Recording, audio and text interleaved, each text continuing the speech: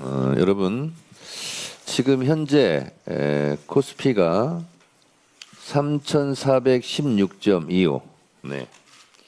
사상 최고치를 또 경신하고 있습니다.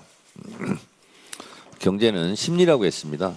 이렇게 이재명 정부가 출범하고 나서 전국이 안정되고 대한민국 국가의 신뢰도가 높아지니까 이렇게 코스피도 바로 이렇게 긍정적으로 반응하고 있습니다.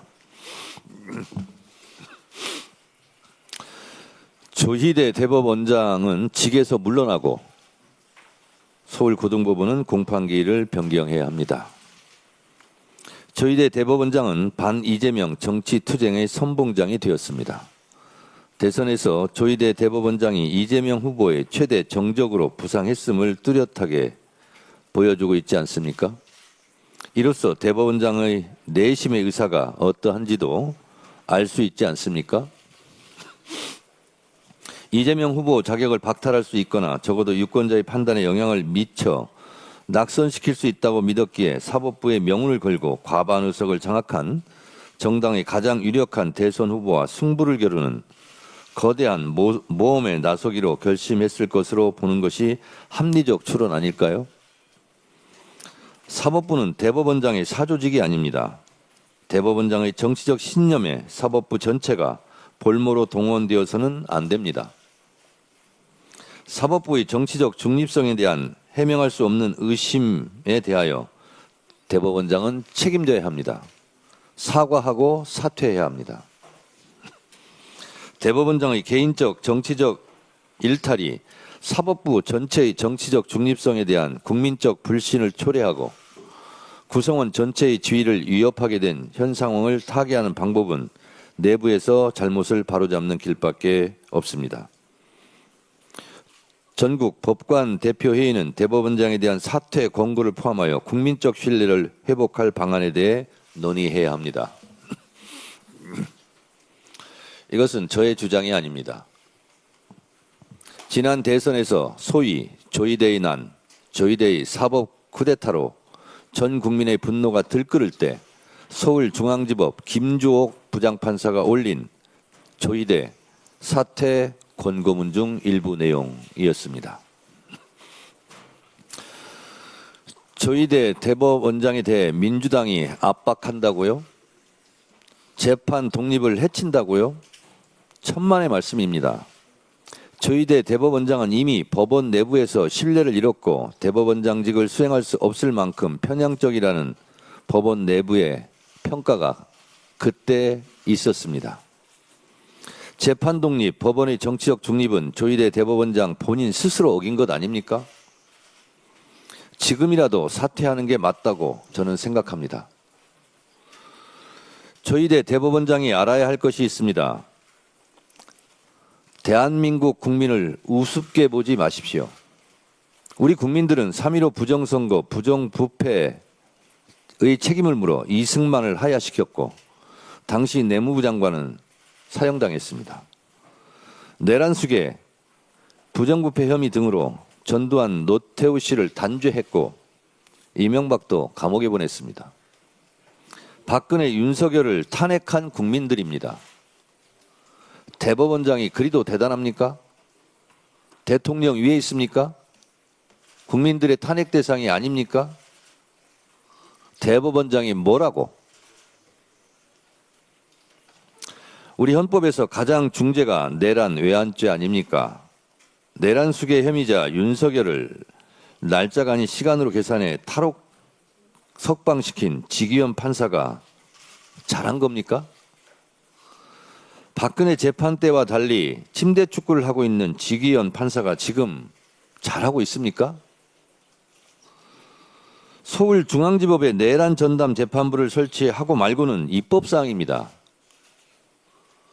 입법사항이 위헌입니까?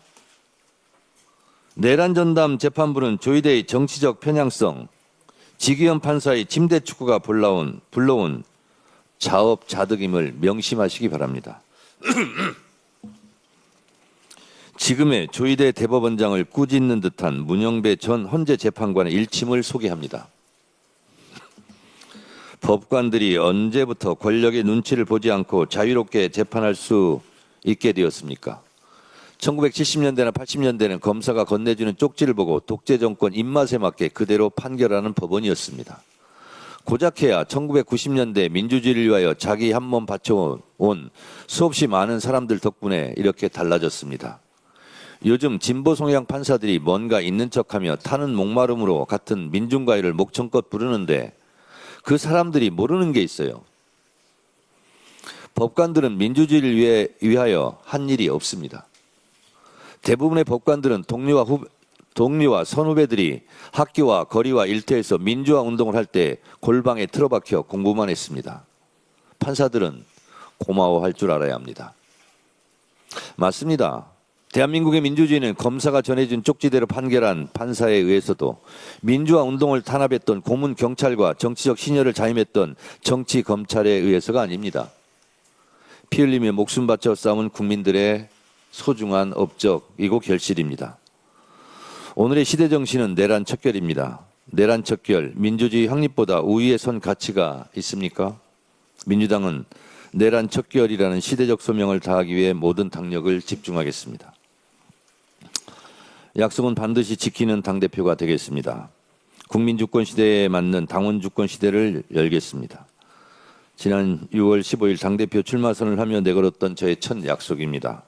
국민과 당원께 드린 그 약속들 잊지 않고 하나둘씩 실천으로 옮기고 있습니다. 나라의 주인이 국민이듯이 당의 주인은 당원입니다. 당원 주권 시대의 약속을 지키겠습니다. 1인 1표제, 전당원 투표 상설화 등 당내 민주화를 위한 걸음도 시작하겠습니다. 지난 수요일 평당원 최고위원으로 박지원 당원이 선출되었습니다. 당원 주권 특위 설치에 이어 평당원 최고위원의 시대가 여야를 막론하고 정당 사상 최초로 열린 것입니다. 오늘 개최되는 당무위원회 인준 절차를 거치면 곧바로 최고위원 임기가 시작됩니다. 진심으로 환영하고 축하합니다. 또 하나 약속이었던 장애인국 설치도 오늘 개최되는 당무위원회를 통해 첫 발을 내딛습니다.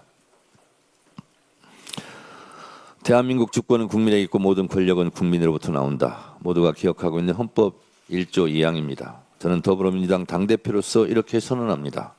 더불어민주당의 주권은 당원에게 있고 모든 권력은 당원으로부터 나온다. 전당원 투표 상설화와 당원교육 강화 등 당원 주권 시대, 당원 주권 정당을 향한 발걸음을 멈추지 않겠습니다. 한 번 한 약속은 반드시 지키는 당대표가 되겠습니다. 어제 삼청동 총리공관에서 당정대가 만났습니다. 더 소통하고 더 화합하기로 했습니다.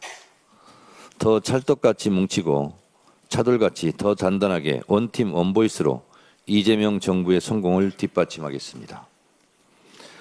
당에서 발생한 모든 문제의 최종 책임은 당대표인 저에게 있습니다. 최종 책임이 당대표에 있기에 당무를 보다 더 철저하게 지휘하고 감독하고 체크하도록 하겠습니다. 잘못된 일이 있으면 지금까지 그래왔듯이 바로 즉시 바로잡겠습니다. 중요한 당내 사항은 제가 직접 구체적으로 일일이 점검하고 챙기겠습니다. 김병기 원내대표께서 여러 가지로 마음고생도 심하고 힘든 며칠을 보내신 것 같습니다. 우리 김병기 원내대표님께 위로드리고 더 힘내시라고 여러분 힘내시기 바랍니다. 네. 자, 그러면 지금부터 잠시만 주목해 주시기 바랍니다. 제가 구독자분들을 위해서 선물 하나를 준비했는데요. 제가 항상 여러분들께 드리는 말씀이 있습니다. 뉴스만 평소에 잘 챙겨보셔도 돈이 되고 돈을 벌 수 있다라고 말씀을 드렸는데요.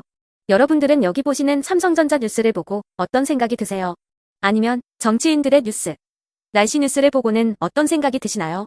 그냥 뉴스만 보고 끝내는지 아니면 이 뉴스를 어떻게 이용할 수 있는지 이 부분을 고민하고 계시는지를 되물어 보고 싶습니다.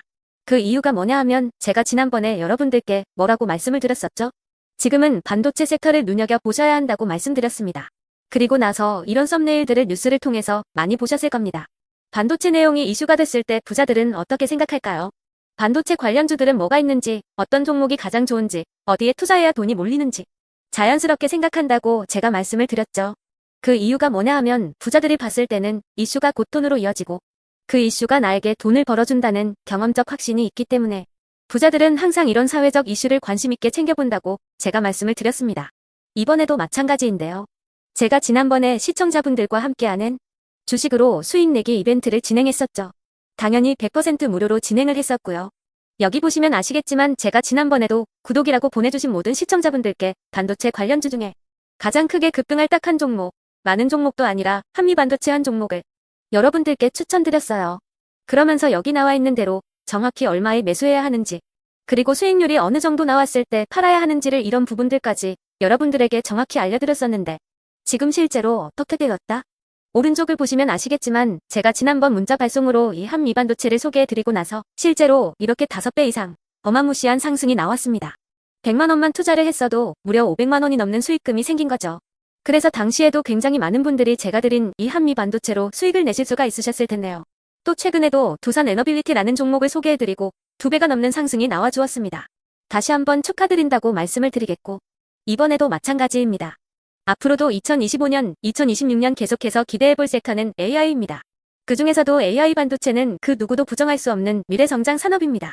그러면 우리가 어떻게 생각해 볼 수 있을까요? AI 반도체 종목 중에 앞으로 크게 대장 역할을 하면서 10배 이상 급등할 수 있는 템베거 종목을 지금부터 열심히 추적해야 한다는 겁니다.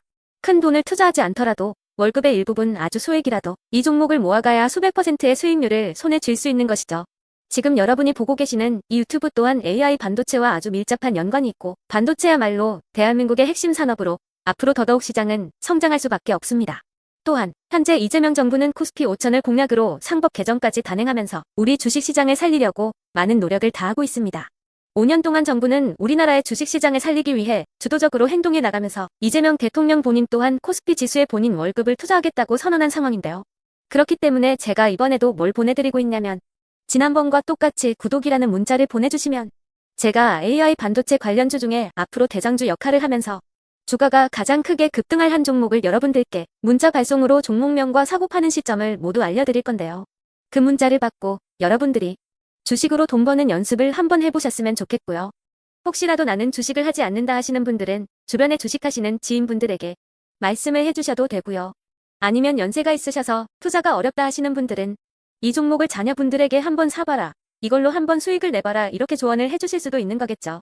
그래서 지금 이 영상을 보시는 시청자분들 중에 나도 이번 종목이 좀 궁금하다 하시는 분들은요. 누구나 상관없이, 그리고 어느 시간대나 상관없이 부담 없이 010-2250-0333번으로 구독이라는 문자 보내주시면 제가 이번에도 똑같이 무료 추천 급등주 문자를 보내드리겠습니다. 이해되시겠죠? 제 번호 010-2250-0333번으로 구독이라는 문자 보내주시면 여러분들이 직접 이슈를 통해서 돈 버는 연습을 해보실 수가 있는 거고 제가 돈을 받는 것도 아니고 투자를 대신해 드리는 것도 아니기 때문에 부담 없이 신청해 주시면 되는 겁니다. 그리고 수익이 나면 저는 다른 것은 하나도 바라지 않습니다. 제 채널에 구독, 좋아요 한 번씩만 눌러주시라. 이렇게 다시 한번 말씀을 드리겠습니다.